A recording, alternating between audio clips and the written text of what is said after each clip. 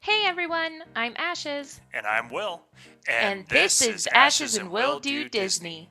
Each week, one of us will tell the other the history, facts, and stories behind the rides and attractions of Disney that have made special memories for generations. Keep in mind that Ashes and Will Do Disney is not affiliated with or employed by the Walt Disney Company, and our views and opinions do not reflect theirs. Now it's time to sit back, relax, and put on your ears because it's time for Ashes and Will Do Disney.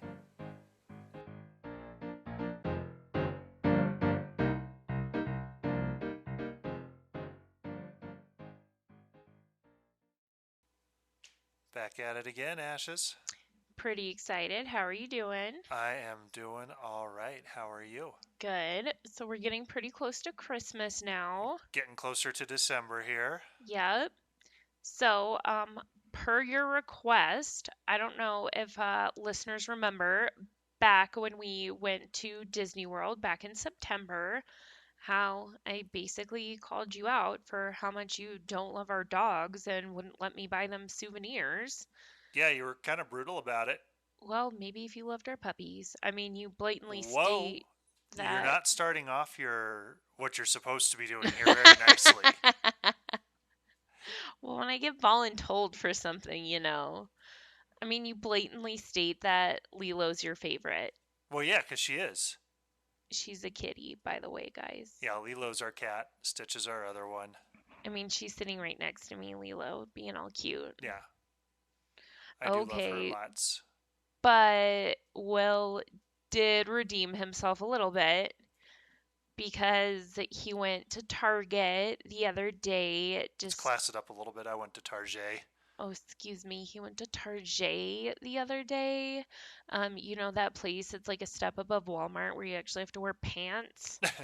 And while he was in there, he just happened to find our puppy dogs the exact matching bandanas to match the Christmas pants that we got. Right, we got the Disney Mickey Mouse holiday Christmas matching pajama pants, and I found the puppy bandanas of the same pattern. Yes. So, And I got them. I didn't even tell you well, I about them. I know, I just know. got I them. didn't even have to like bother you. You just showed up at home with matching bandanas for the puppies so the puppies can match us on Christmas morning when our whole family matches. Because that is something I'm willing to spend money on because it's not going to get torn up in 2 seconds. Pretty sure the dog dish that I wanted to buy would not have gotten torn up in 2 seconds. The dog dish you could order online too, and you just haven't. It would have been more magic purchased Hmm. in Disney World. But the bottom line is, I do love our dogs, and I do get things for our dogs. But you If like the it cat strikes better. me. I haven't bought anything for the cat. I just like snuggling the cat and giving her hugs in the morning. The cats don't like anything besides you feeding them. Yeah, but as a result, I do get Lilo hugs. And I take those. That's why she's my favorite, because she gives me little hugs and nuzzles. She's pretty cute. She's sweet. But as you mentioned, it's getting close to Christmas or Uh, close to December. So I'm not straight up doing a Christmas quiz yet, oh, but it says again, the quizzes I do are typically from Oh My Disney. The one I did for Thanksgiving was also from Oh My Disney. look, I feel like Oh My Disney for the Thanksgiving one was pretty awful, so we can only go up. Just because you got called basic in the escape room, as you mentioned, and then a Disney quiz called you basic too. I'm glad we're starting this episode like this. This is great. What It's do you have for wonderful. me? It's wonderful. So this quiz is which Disney holiday movie should you watch right now? Oh, okay. I figured this was a good one because we like to start the holiday movies kind of early because there's a lot to watch. Oh, So those we want to make definitely sure we start get in through them. November. Yeah, so we want to Okay. make sure we get through them. Well, let's see. What are we watching next? Granted, I don't quite get this quiz because it's talking about what holiday movie should you watch right now, and it starts with it's mid-December, to which I'm like, who just waits till mid-December to start watching holiday movies? At least Well, the first day of December is like the latest you should be starting. your sister's very own child didn't even want to put up the Christmas tree till after Thanksgiving. I know we usually do 2 weeks before Thanksgiving, so That's the latest. Yeah, that was a little rough.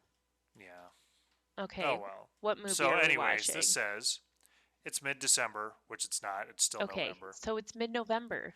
which means the holiday season is already well underway. This calls for some festive activities.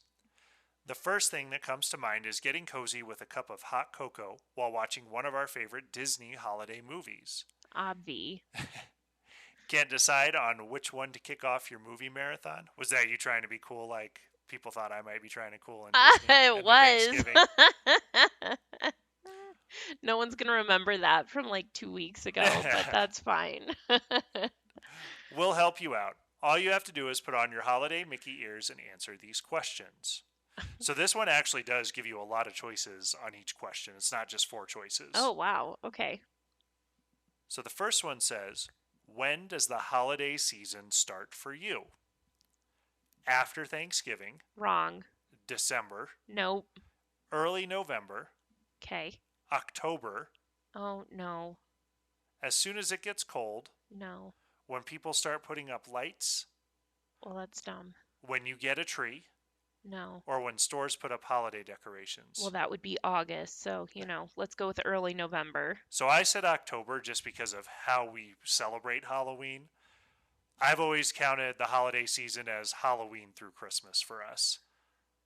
I mean, I can see that, but If we're looking specifically at Christmas, we've then it's November also literally said Halloween runs January 1 through through October 31. October 31, Yeah, so I'm going to stick with my early that's fine. November. What's your favorite holiday drink? Wine.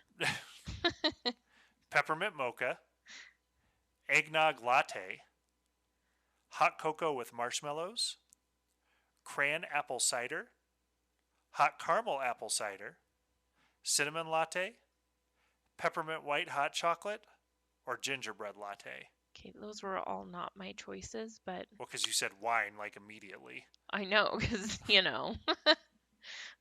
eggnog latte. Okay, I said hot cocoa with marshmallows. What would you be excited to find under the tree? Socks, candy, chocolate, an ugly Christmas sweater, a puppy, a kitten, clothes, or video games? Ooh, it was going to be a puppy, but I'm going to go with video games Okay, I because went they with don't clothes. poop. I went with clothes just because it's probably going to be Disney type clothes. So that's why I went with that. I went with video game because I like video You like video games. games. What holiday treat do you have a sweet tooth for? Santa shaped sugar cookies, peppermint brownies, Rudolph chocolate pretzels, snowflake sprinkled cupcakes, snowman marshmallow pops, Christmas cranberry pie, candy canes, or Christmas tree crispies? It's sugar cookies. I Same. That's what I love said with sugar Santa shaped cookies. sugar cookies. What should every snowman absolutely have? A carrot nose, buttons, twig arms, a top hat, a smile, 3 or more snowballs, a scarf, mittens. Let's go with some twig arms. Okay, I said top hat.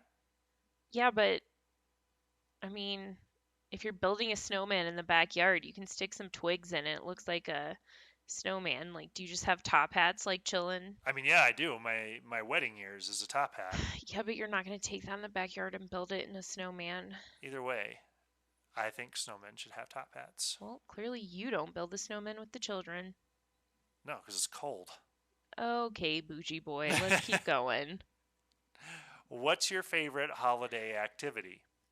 Ice skating, baking holiday treats, snowball fights, decorating the tree, sledding, decorating a gingerbread house, Christmas caroling, or holiday movie marathoning? Ooh, baking holiday treats. Okay, I said the movie marathoning. That was number 2, but I usually go on like a That's you. You do the baking baking thing. extravaganza. I carve pumpkins, you bake cookies and stuff. Yep, mine takes a lot longer. Hmm. and taste better. Have you ever tried eating one of my jack-o'-lanterns? Um, Because you can't say it tastes better if you haven't tried. have you? No, and I'm not gonna because that'll taste awful. Okay. What's your favorite part about holidays at Disneyland Resort? Holiday treats, Haunted Mansion holiday, which we haven't Oh, done, Sleeping Beauty castle decorations. I mean, I'm not gonna lie, it's just gonna be Haunted Mansion, but you can read it so You everybody haven't been else. on the Haunted Mansion I holiday don't though. care. I just know the right answer will. Okay. All the characters, Santa, It's a Small World holiday, the parades, or Believe in Holiday Magic Fireworks Spectacular. Yep, didn't change my mind. Well, I said Sleeping Beauty castle decorations because we've never been on the Haunted Mansion holiday, Well, so I can't say in all it's my fairness, favorite. I've POV'd it just like how you POV'd Tower of That's Terror. true. What would you do if you saw Santa?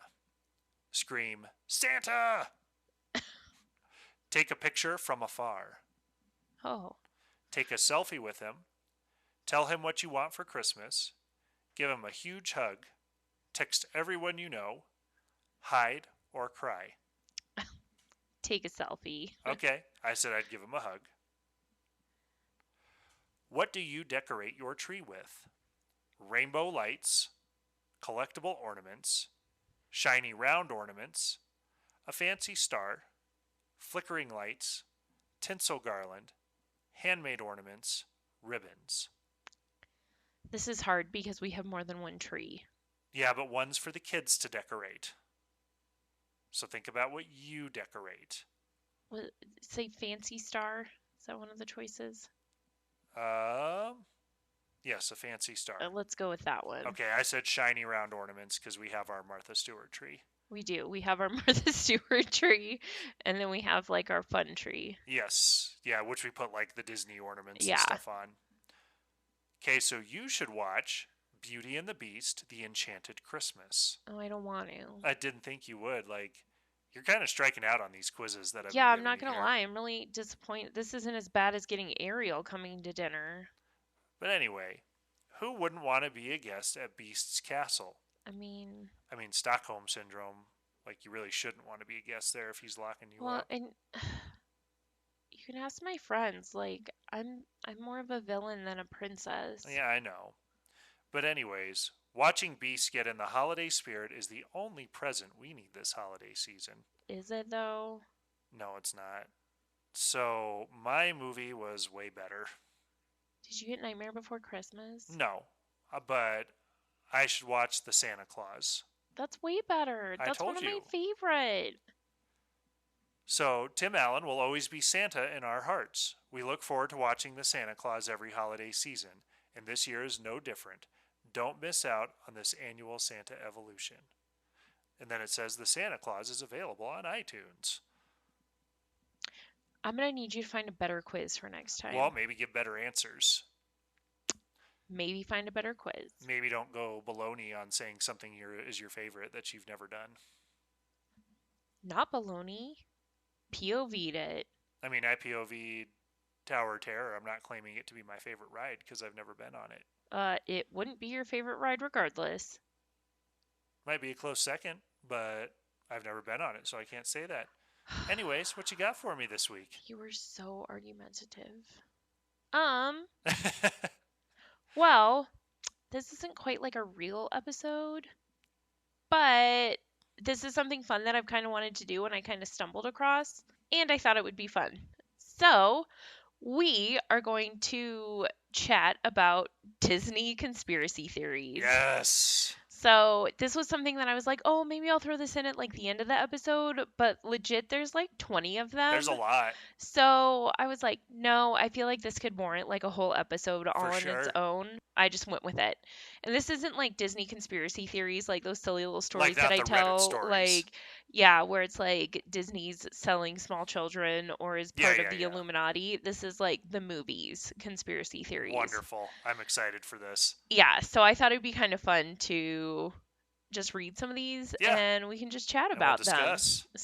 Yeah, like I said, there's close to 20 of them. So, Disney main characters typically get their happy endings, but some fans on Reddit have other theories. I'm just So thinking it didn't about quite that come from episode of Reddit, that but show, the Schitt's Creek episode, the wedding episode, the happy ending now.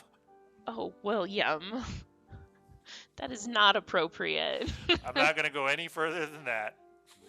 But if you watch Schitt's Creek, we love you. So, number 1, Mufasa would have turned into Scar if... Whoa, let's start that one over, because Okay. I read that one wrong. Simba would have turned into Scar if Mufasa was alive. There are theories all over Reddit about how it was actually Mufasa or Simba who ruined the Pride Lands in The Lion King, but this one goes into detail about how Simba would have eventually become just like Scar had his father still been alive. The argument is that Simba is essentially a spoiled brat at the beginning of the movie and even brags to Scar he's going to be king one day.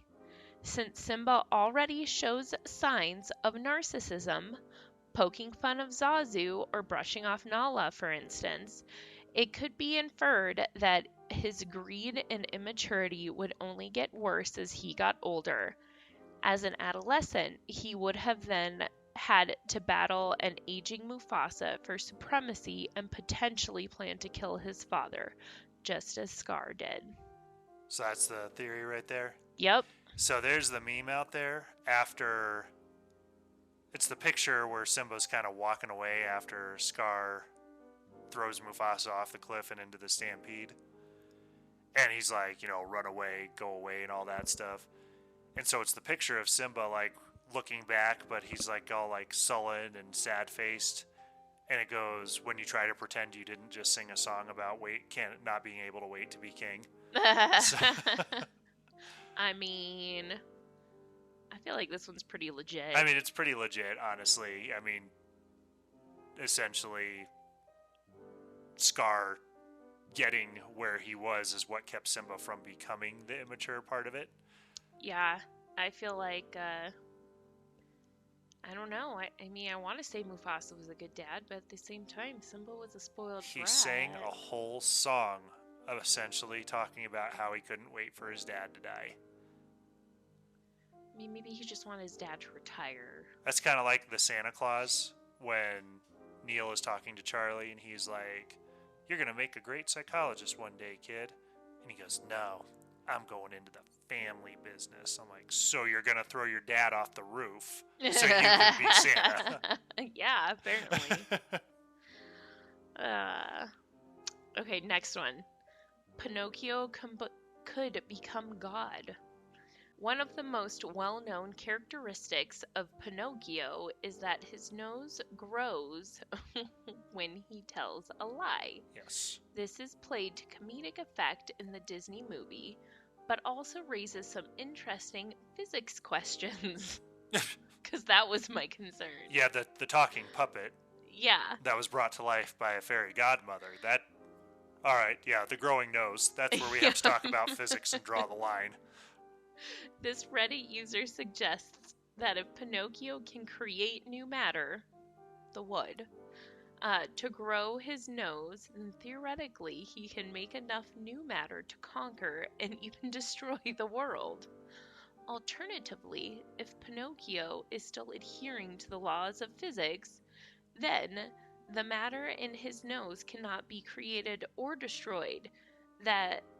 If that's the case, he must be pulling the matter from somewhere, implying that he's able to transport wood through time or space. Either way, Pinocchio had more power than anyone around him realized. I mean, did we forget the fact that he was enchanted by the fairy godmother, or the blue fairy, that this was going to happen? It's not him producing it, that's like the charm that was put on him. Well, also, what's to say that it's not just like, it could be just stretching like silly putty, or... I was like, is it new matter, or is it just expanding? Like, what if it's just like a telescope or something, and it just, Yeah. Like, it's just getting more hollow on the inside as it grows out. I mean, it's like my door. It expands and contracts with different temperatures. It's not new matter when it gets Yeah. stuck in the door, and the matter's not disappearing when it shrinks down again. Yeah. Yeah, Okay. I don't buy that one. So we have one legit conspiracy so far and one complete... Simba's legit. Pinocchio's a no-go. Nope. This one made me laugh because our friend Erica, who loves Little Mermaid and Ariel... Well, clearly you do too, with excited as you were for Ariel to come to Thanksgiving. Excuse me, I said I was not excited. So, this one is that Ariel is a paranoid schizophrenic. Okay. Which, I was like, I'm sold. Okay. You didn't have to read it to be sold? Yeah, done. Next one. No. For any Disney fanatics who grew up in the 80s, The Little Mermaid is definitely a canonical? Canonical? What does that mean? Canonical? Just keep reading. I don't know what that word means. Keep going. That's mean. You don't know what it means then either. Well, when you struggle to read the words, keep going. A canonical movie not to be missed. One theory, however, is that Ariel was a schizophrenic who imagined the whole thing. The voices in her head, Flounder and Sebastian, were there to convince her that the world is better inside her head than out in the world. So saying she wasn't actually a mermaid to begin with? No, I think she was a mermaid. Yeah, so the fact that she's a mermaid, but then the fact that she can talk to a fish and a crab, that's where the logic goes out the window. I'm not done reading. Okay. Diving even deeper, pun intended, Ursula is actually Ariel's doctor and gives her medicine, her legs, to deal with the voices. Oh, so she's not a mermaid. That's what I'm saying, and then she's not a mermaid. That's all Okay. in her head. Well, maybe That had you makes let more me sense. finish reading this, Will. Well, I asked, and then you said that, no, she is a mermaid. Well, that's because I wasn't done reading. So you didn't read these ahead of time? Not all of them. I grazed them. Since Ariel doesn't know how to walk, she's unable to deal with the outside world and reverts back to her introverted life in the sea. The theory states that she can only break free once Prince Eric helps her see herself for who she really is. It's a dark fate indeed. Yeah. I still like it. I'm going to call that one not legit, though. I'm going to give it a halvesies. Like, should we rate these on a scale of, like, 1 to 10? 1 to 5? 1 to 5. 10's a little high. Okay, 1 to 5. What? 5 is, like, 5 is totally it's legit. and So, 1 is, like, total bunk, like, yeah. crab. So I say we go 5, 1, 3 so far, then. So you're giving Ariel a 5? No, I'm giving Ariel 3. Oh, okay, gotcha. You're saying Simba's a 5. Yeah. I'm going to give Ariel... That's a 1 for me. Oh, it's a 3 for me. Yeah, that's a 1. 3 to 4. Beauty and the Beast were executed during the French Revolution. Oh. Fans know that Beauty and the Beast took place in France, but the time period of the movie is unclear. This has led some Redditors to believe that Belle and the Beast were eventually killed during the French Revolution. Through the 1700s, rising food prices combined with an exploding population led to civil unrest, and some civilians took it upon themselves to dethrone Louis XVI. The theory is that the film takes place around 1760, when the uprising beginning in the late 1780s. Belle and the Beast would be murdered by the townspeople if they were still in power in the castle. I mean, I guess historically, sure, maybe. I'll give it a 3, just because it's not necessarily out of the question that could happen. I mean, yeah, to me, it's I don't know, less related to the film. I'm just like, okay. That's just more like, well, based on the time that this took place, then some odd years later, this could have happened. I mean, sure. I just don't see any film evidence that points to it, but so I'll give it a 3 just because historically, yeah, maybe that could happen. I'll give it a 2 because I put more faith in Ariel being schizophrenic. I can tell. Okay, next one. Grumpy lost his partner, which made him grumpy. Oh, they go into that on Once Upon a Time. Yep, it talks about it in here. The 7 dwarves seem to be a cheerful bunch, save for one, Grumpy. Why is he mad all the time? The theory claims that Grumpy started as a good guy but turned sour when a partner either died or broke his heart. The TV show, Once Upon a Time, even addressed this theory, depicting Grumpy as a dwarf named Dreamy who turned into Grumpy after realizing that he wasn't able to love a fairy named Nova. Some things from Snow White and the 7 dwarves haven't aged well. This theory lives on. Yeah, they do that where the fairy tells him, "Oh no, we can't be together." So he takes his pickaxe and he's starting to go, and he's getting all mad, and they all have their names on their pickaxes, and it changes from Dreamy to Grumpy, so his personality changed. Yeah. I mean, I give it a 3. It's a good story. It's a good explanation, but at the same time, I'm like, it's just a bunch of different emotions I'll give and it a different 3 characteristics. because none of the rest of them are, hooked up with anyone either. But then that's the thing, though, is maybe they didn't need to be, and they never experienced the loss he did. So, I mean, yeah, you have Happy because he hasn't experienced anything to make him unhappy. A 3. Yeah, I give it a 3. Okay. The toys in Toy Story were never actually alive. The entire premise of the Toy Story franchise is that the toys come alive when nobody is looking. This theory debunks that notion by suggesting that the toys are actually never alive and that the whole thing is made up by Andy and Bonnie when they play with their toys, hence the word story in the film's title. Okay. There's also millions of theories on Reddit about how Andy's dad, or lack thereof, affects him psychologically. Okay. Some suggest that imagining toys are alive is one way that Andy deals with his father's death or his parents' divorce. If either of those things happened, in the first Toy Story movie, viewers see the family moving from a larger house to a smaller one, so either scenario seemed plausible. I give it a 2. Because I could see where it's like, Toy Story 4, for example. Woody decides to stay with Bo Peep. That could just be Bonnie's whole, here is what happened, and that's how Woody is gone. I didn't lose Woody, Woody left. I mean, to me, I always kind of envisioned it as, like, Andy or Bonnie's, like, imagination run wild kind of thing. Sure. Like, to me, that makes sense. That's how kids are. But I thought that...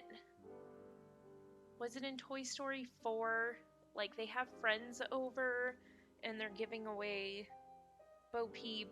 Yeah, it's the beginning of Toy Story 4. It sounded like there was a dad-type figure there. They were all, like, hanging out downstairs or something. Well, the dad of the other kid came to get Bo Peep, so that could have been the male voice. Yeah, maybe. Yeah. Either way, I feel like really it was just Pixar being like, we've never made a movie like this before, and this crap's hard, so you're welcome, you got one parent. Right. And yeah, all the kids have Andy's face in the first one, but you're welcome for the movie. Yeah. But really. So. Yeah. So, but I give it a 2 because it's entirely, I don't think that was the intent behind Toy Story. I think it's actually toys coming to life. But like you said, that's kids' imaginations gone wild. It's the way to explain things. And I mean, I'll give it a 3 because apparently I like the number. And to me, I've always kind of seen it that way. But again, like I yeah, so. And I also, the thing about his dad is just a little over the... That's a little much. Yeah. This one's kind of silly. Sully died and became a toilet seat cover. What? At the end of Monsters, Inc., fans see Mike and Sully prospering at the Scare Factory after discovering that children's laughs generate much more energy than their screams. So Sully lived happily ever after, right? Some Reddit users seem to think otherwise. Partysaurus Rex is a Pixar short that Mm. played before the theatrical re-release of Finding Nemo in 2012. Keen moviegoers quickly noticed that Boo's toilet seat cover is the same fuzzy spotted material that Sully has. And Partysaurus Rex? Apparently. That's not Boo's bathroom, though. It's Andy's. I don't know. This is just what it says. Well, that's wrong. It's Andy's bathroom in Okay, Partysaurus fine. Rex. Well, They didn't all go play in Boo's room all of a sudden. Either way, does it mean that Sully met an unfortunate end? No, because Pixar does all those Easter eggs where they add little things in there like to see that. So no, I don't think that as Sully died and became a toilet seat cover. I think that was just a... Yeah, it's probably a Sully pattern, but I think that's just an Easter egg. So you don't think that they're skinning dead monsters and turning them into potty covers? No, I do not. They could have used it in Mel Brooks's, ride that he wanted to have. Yes, where we they all could go have. through the men's potty. The men's potty for the monsters. Yeah. So I'm giving that one a 1. Okay, I'll be with you. 1. Okay. Sophia grows up to be Rapunzel's mom. Like Sophia the First? Yep. Okay. Tangled is about Rapunzel's desire to break free from Mother Gothel and her birth parents. At the end of the movie, she breaks the evil witch's spell and is reunited with her mom and dad. One keen viewer noticed the physical similarities between Queen Ariana and the popular Disney Channel character Sophia the First, suggesting that Sophia might be Rapunzel's mom. Who changed her name to Ariana. Weirder things have happened than name changes. Okay. Maybe her name is Sophia Ariana and just decided to go by her middle name. Whatever. Sophia and Queen Ariana have striking resemblance, with their hair, jewelry, and dress all looking similar. The theory doesn't quite hold up with timelines, though. Combined with the fact that Rapunzel appeared on Sophia the First. I was going to say, I thought Rapunzel was on the show. But ultimately impossible. And yeah, just the fact that they're different names. Like, no, that's a 1. I mean, I feel like the name thing is you being a little particular, No, but that's not time-wise, particular. I don't think, I was wondering if it would work out. Yeah, I mean, that kills it, though, if Rapunzel was on the show. Unless this is some Back to the Future type of stuff, then no. So it's a 1. That's a 1. Okay. Baymax survived and will come back to kill. Big Hero 6 was a different kind of movie than Disney is used to making. It features an unconventional group of superheroes tasked with saving the world from a secret enemy wearing a mask. In the end, Baymax sacrificed himself in order to get Hero out of a wormhole. Hero takes Baymax's personality chip to create another version of Baymax, but viewers don't actually see the first Baymax with a combat chip installed die. This Redditor believes that the original Baymax is still out there. The theory states that if he comes back in a potential sequel, he'll still have the combat chip installed and will be out for revenge. It sounds like a great plot with a ton of potential. Unfortunately, Disney doesn't have any plans for a sequel that are known to the public. So first I'm going to say I don't know if it's a plot with a ton of potential. However, I'm going to give it a 3 because I don't know that Disney's going to bring a Killbot back, basically. Yes, I know Hero puts the combat chip in and he's like, yeah, go kill. But I am going to give it a 3 just because he absolutely could still be alive out in that wormhole. Because Homeboy, the dog, I haven't watched this movie in a while. The kids just watched it the other day. But the guy in the kabuki mask, the guy who killed Hero's brother trying to get the nanotech to save his daughter, essentially, like, she was still alive in that wormhole and they pulled her back out. So, absolutely, that Baymax could still be in there. I just want to watch a movie with, like, 2 Baymaxes, like, fighting each other. Doing the Spider-Man, like, pointing at each other. Just being, like, just 2, like, marshmallows fighting. I think it would be kind of cute. And they kind of did do a sequel. They did the TV series that served as... It takes place after the movie. Yeah. So... Big Hero 6 was one of those movies where I really liked it while the story was happening, and then it just got way too, like, boy movie... I mean, it's a superhero movie. I know, and that's where it lost me. Hence, I got it's really called Big bored. Hero 6. It got boring. And I mean, like, they put on armor and everything. Like, it's a superhero movie. I just really liked it when it was like, we're cool science nerds. And I was like, this movie's great. It was like Meet the Robinsons. I was having fun with it. And then they started, like, action fighting, and I got bored. I mean... And I was out. Yeah, I know you'd be interested in it, but I don't think people would have cared as much for it if it was like, yeah, we're scientist nerds, and boy, we solved global warming. I mean... And that's why the 6 of us are heroes. Look, Meet the Robinsons is one of the most underrated magical movies. 100% it is. I love that movie. But what's that got to do with people not caring about Big Hero 6 if it was just about 6 scientists doing science the whole time? Well, because Meet the Robinsons is basically just about science. Yeah, but it's comedic. Big Hero 6 was comedic? Yeah, with a lot of jam-packed action. Oh, God, I hated that word. Next! Kristoff is a reindeer killer. What? What? Okay, Kristoff is a reindeer killer. Kristoff is one of the most lovable, goofy characters in the Frozen franchise. He's constantly dotting around his favorite reindeer buddy Sven, imagining that Sven can talk and having adventures with him wherever Hold up, they he go. doesn't imagine that Sven can talk. He talks for Sven. Well, I mean, whatever. But Disney theorists suggest that Kristoff has a dark side. As the Redditor points out, Kristoff wears a pelt made out of a reindeer skin. How does he know it's reindeer skin? Probably says in really small writing, like, made with reindeer skin. Perhaps Kristoff killed Sven's parents when Sven was young and kept their hides as a trophy.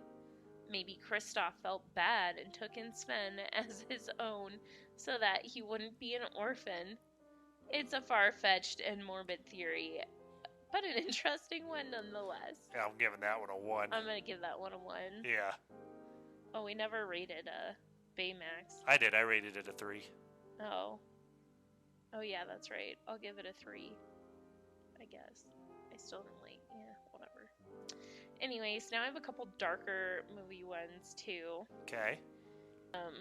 So little opening thing that this one talks about is 10 dark Disney theories that change your favorite movies. Bum, bum, bum. And they spell favorite like favorite, like the British way. Okay.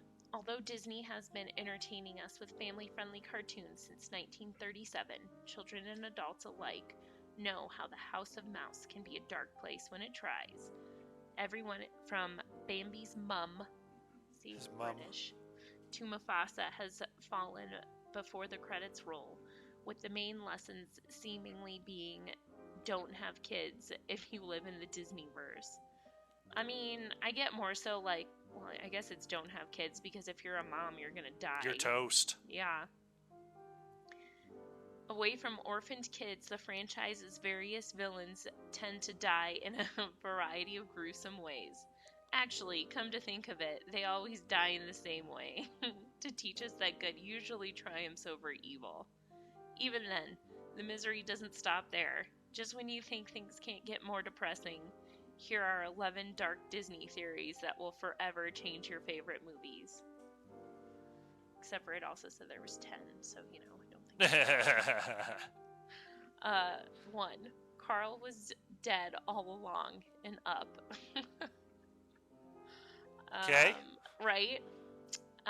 Up tugged at our heartstrings more than most thanks to its opening scene titled Married Life.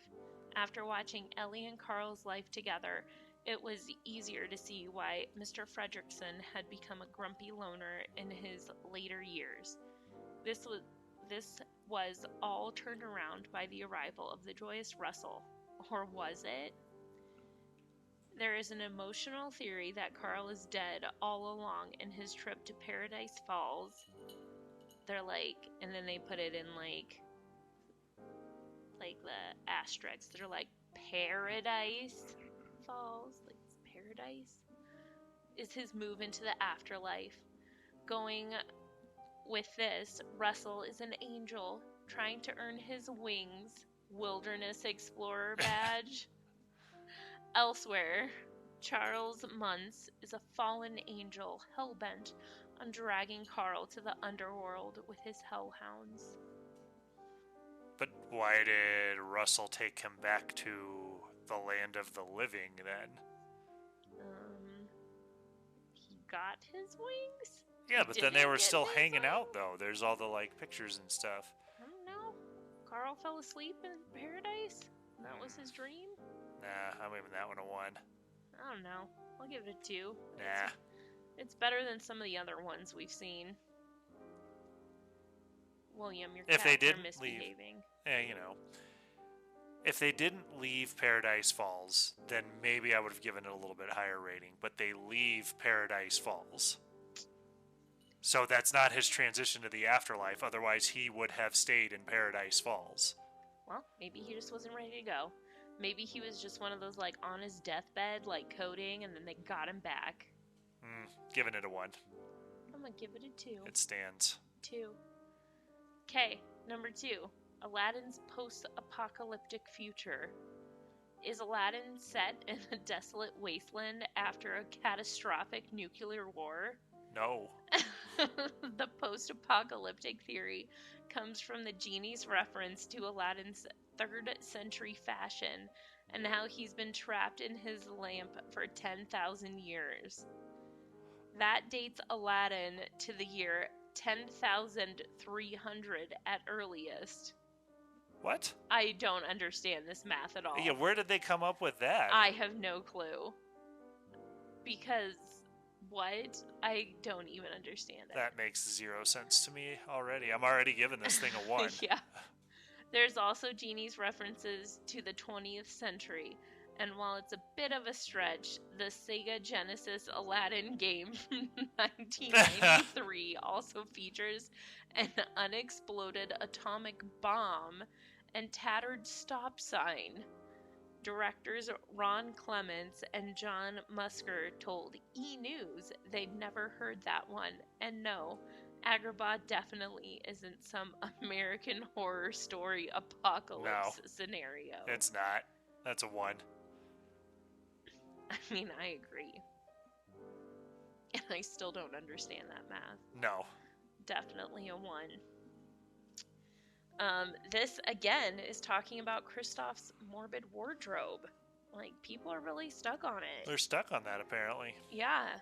Despite Frozen already being a pretty dark entry into the world of Disney movies. I mean, I don't really quite see that. There's a twisted theory that Kristoff is wearing a skin pelt of Sven's mother. So not just his parents, just his mother. Just his mom, time. specifically. Yep. It's cold in the frozen expanse of Arendelle, so you can't blame Kristoff for wrapping up. Examining his winter wardrobe, it definitely looks like he's wearing reindeer skin. Considering Sven's mum seems like a bit of a Bambi situation, it's entirely possible the ice harvesters dressed the orphaned Kristoff in her hide so he didn't freeze. Maybe the dim-witted reindeer is too oblivious to notice, or maybe audiences are looking a little too hard for a darker meaning. I would say that's more likely, is looking too hard for a dark meaning. Still a 1.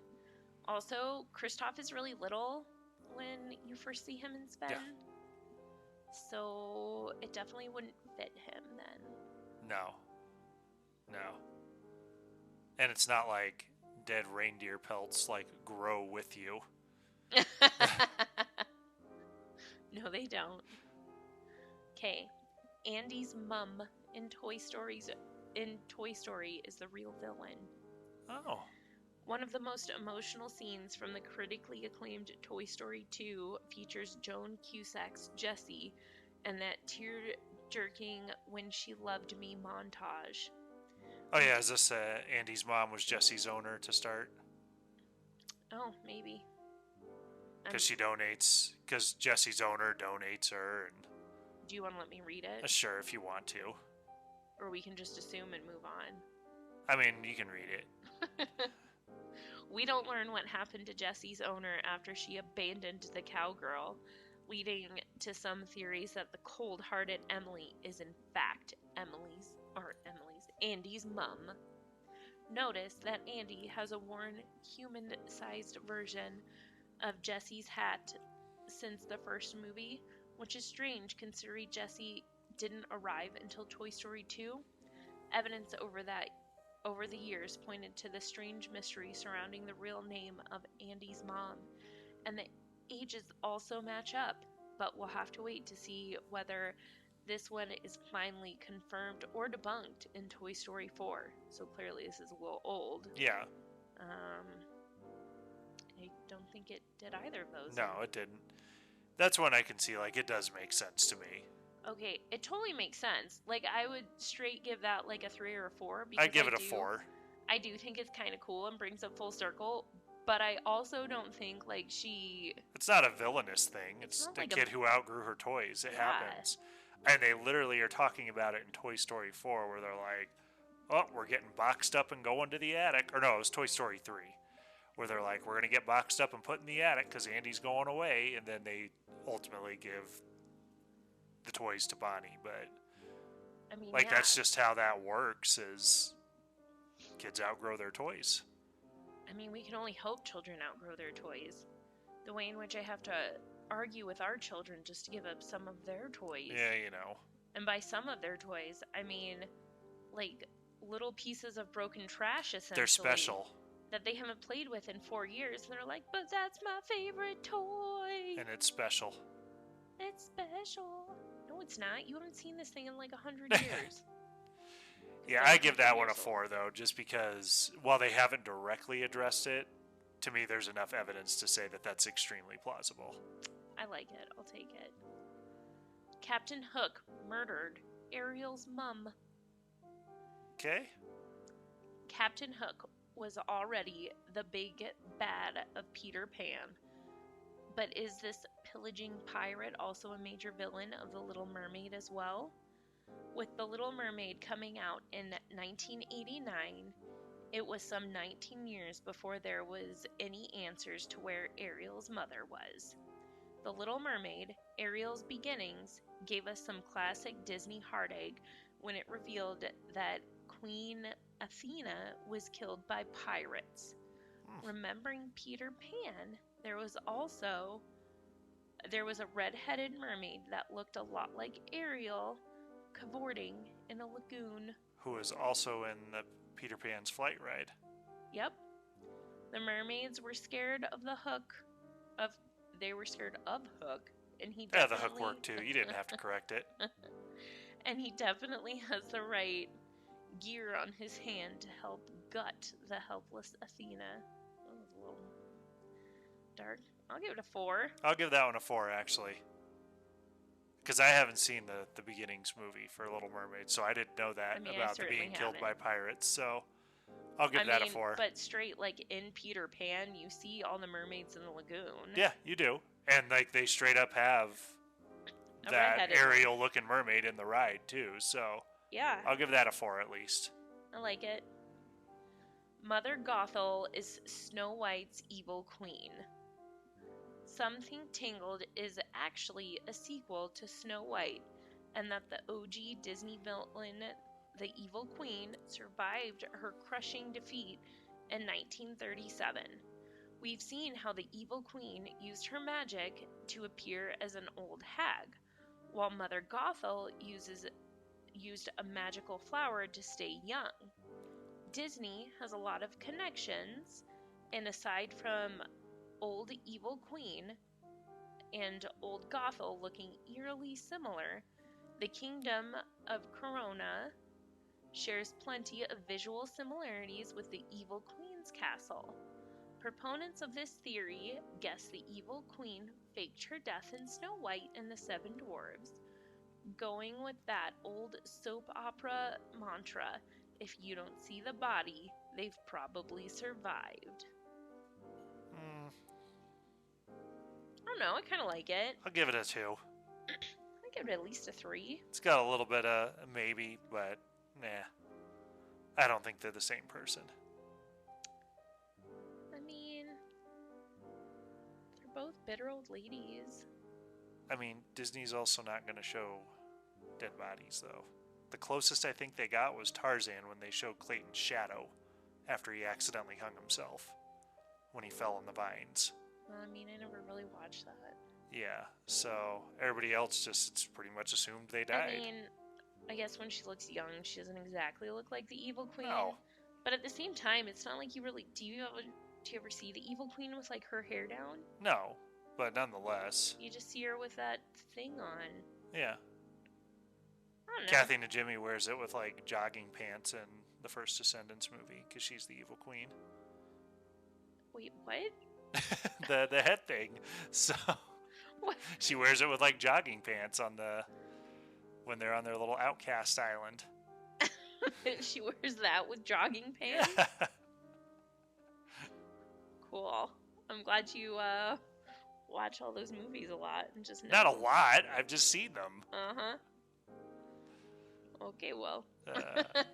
Anyway, I'm going to say it too. I don't think they look enough alike to call them the same person. Well, whatever. Maybe related. Sisters. Cousins. Half-sisters. Second cousins. Okay, you're just going backwards now. Cars killed the human race. Pixar fans will know that grand theory that the slate of the computer animated movies are connected in one big Pixar web. There's a slight problem with this when it comes to the world of Cars, an Earth devoid of humans. This wild theory takes us way into the future, beyond even WALL-E, where the human race has been wiped out, possibly by murderous motors, and cars have gained sentience. Worryingly, this one is all but confirmed thanks to an interview between Cars creative director Jay Ward and Screen Crush. Ward theorized that the Cars took over with their advanced AI and then adopted the personalities of their previous owners. Okay, so I'm thinking Futurama, Curse of the Werecar. So there's that. But I will actually give this one a 3. So You're stingy. Well, I mean, again, there's not enough evidence to point to it, but it could be a Planet of the Apes type situation. Because I watched Planet of the Apes? Oh my gosh, where apes evolve and take over the human race and, like, destroy the human race. Yeah, but I mean, even if you haven't watched it, you should know the basic premise of it. That's just common knowledge. Well, I don't, 1. And 2, apes and humans, they're at least both mammals versus humans and cars. Okay, well, I saw a thing today that was talking about, like, how the Tesla cars can, like, know when it needs parts and just, like, order it itself. Yeah, what's wrong with that? That is where we're getting to the AI theory that the cars got smart enough to, like, just adopt their owners' personalities. Yeah, but then what happened to the humans? They got wiped out. They eventually get wiped out. Murderous cars, like Planet of the Apes. They're murderous apes. And the whole new trilogy, like, shows, like, the war between humans and apes, and as they start to come and dominate. Okay, so why does it only get a 3 then? Because I don't think that's what happened. I just think it's more so it's just an alternate universe where cars are the sentient beings. It's the multiverse theory. Oh, Lord. So that's why it gets a 3. Because it could be Planet of the Apes, but I think it's more of a multiverse type of situation. Where in this universe, cars are the deal. Kind of like at the end of the first Cars, where they're watching, like, other Pixar movies. Like, there's, like, the Monsters, Inc. one, but they're cars and their trucks and stuff like that. You just like to take all the fun out of things and just make it as boring as possible. Why did you want to have a discussion with me about this, then? I'm regretting it. I don't even know what number to give it. Whatever. Next one. Calhoun killed her husband in Wreck-It Ralph. Okay.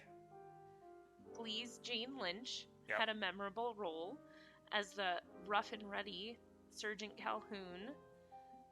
in Wreck-It Ralph. However, the savvy Calhoun could also be a fiance murdering soldier suffering from PTSD. We explored Calhoun's tormented past, where her wedding day was ruined by Cybug's attack, when the groom, Brad, was eaten by a Cybug. But given that the creatures turn into what they eat, Calhoun's attack on the beast means that she was technically killing her husband-to-be. It's pretty dark, but given that we don't see who/what Calhoun was firing at, it could also have been a Cybug with Brad's face. Sweet mother of monkey milk. That could have been. I'll give that one a solid 5, actually. Yeah, that's just logically it very well could have been, but she also, because she's a soldier, knew that that's not actually her husband, so she got to take him out. Homegirl straight did have PTSD. Oh, she absolutely had PTSD in that movie, so obvious. I'll give that one a 5. Okay, well, I agree. I'll give that one a 5 also. Good deal. Okay, the even darker death of Anna and Elsa's parents. Tarzan, basically. Yeah, that's already been debunked. It gets a 1 already. Okay, cool. So basically the idea is they were the parents in Tarzan. And Tarzan's their kid because they essentially start a whole new life in the jungle. But that's already been debunked because we know where their parents actually died because they tell us in Frozen 2. Okay, cool. So that gets a 1. Sorry, I'm going to pee right on that one. Yep. Nice warm pee. Thanks. I was on board with that. I was on board with that theory for a long time until it got debunked in Frozen 2. I know. Okay. This is the last one. Are you ready? I'm ready. Peter Pan is the angel of death. Yes, I've heard this one. Oh, really? I hadn't heard this one. I've heard this one. If you've ever wondered why the Lost Boys don't grow up, maybe it's because they're already dead, and Neverland is some form of the afterlife. Peter Pan isn't the ultimate villain in this. We'd guess it's Hook as some sort of devil, but the young redhead could be an angel of death. Author J.M. Barrie's brother died at the age of 13, leading some to think this is where Barrie's idea of never growing up comes from. The theory also ties with the famous line, "To die would be an awfully big adventure." Suddenly, it isn't all parties and pixie dust. Yeah, I've heard this one. And to an extent, it makes some sense.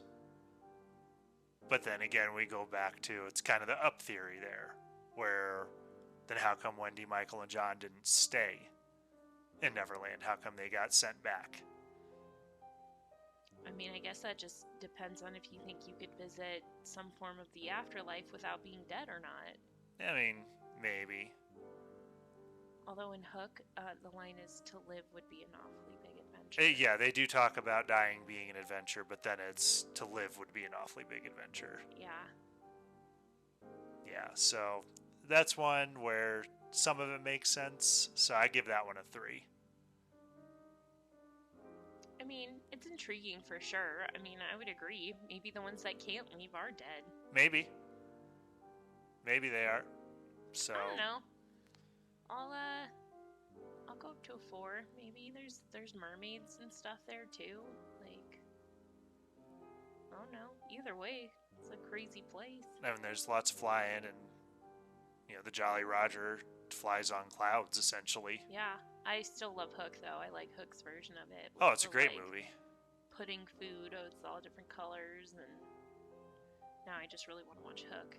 I'm sure we will. It's technically a Christmas movie. Done. It is technically a Christmas movie. It does take place at Christmas time. Perfect. So there's that. Okay, that was all of them. Those were fun. That was a fun little discussion there. I know, a little bit different, but like I said, it was too much to throw in at the end of a different episode, so I thought it'd be fun to. Yeah, absolutely. That was good. It's always fun to hear what people come up with. Yeah. And sometimes you get some of them, like the Simba one. Like, to me, out of all of the ones we had, Simba and Calhoun killing her husband, those were the two that I was like, those make the most logical sense.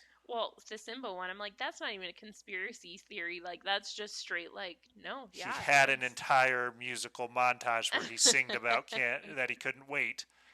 Yep. I think our kids could write an entire montage on how they just never want to grow up. I mean, pretty much. They don't want to grow up. Yeah. So, that was good, though. Cool. All right. We'll do it again later. That's it for this week's episode of Ashes and Will Do Disney.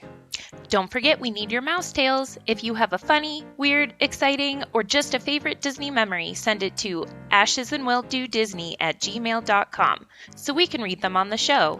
And don't forget to follow us on Facebook and Instagram at Ashes and Will Do Disney. This is a public group to follow. We're also on YouTube at Ashes and Will Do Disney.